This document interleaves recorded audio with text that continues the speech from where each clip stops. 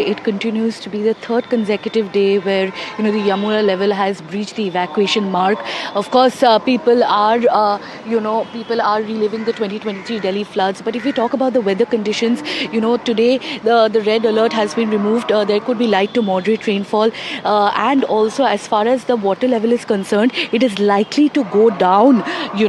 From today onwards, by the end of this week, we will see the water level of the Yamuna, going below the danger mark and the evacuation mark. Here you can see the visual of how this underpass has been completely inundated. There are some curious onlookers who are standing here. They are just, benumbed at the situation. They are, we spoke to several residents. They're saying how almost 10,000 people have been displaced. Yesterday we saw visuals of boats being retrieved. Boats are retrieving the people, and, homes have been displaced. And, the situation is quite grim here, as you can see, especially in the low-lying areas.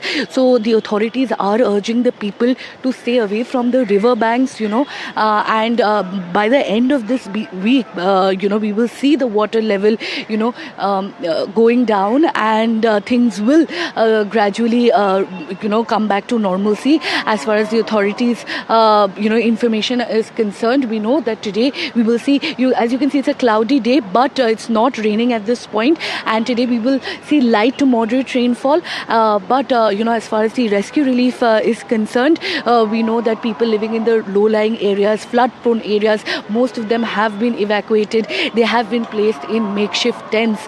But remember that most of these people's homes, their shops, their daily livelihood has been completely disrupted, and it is going to be a huge Herculean task for them to go back to their normal lives. Back to you.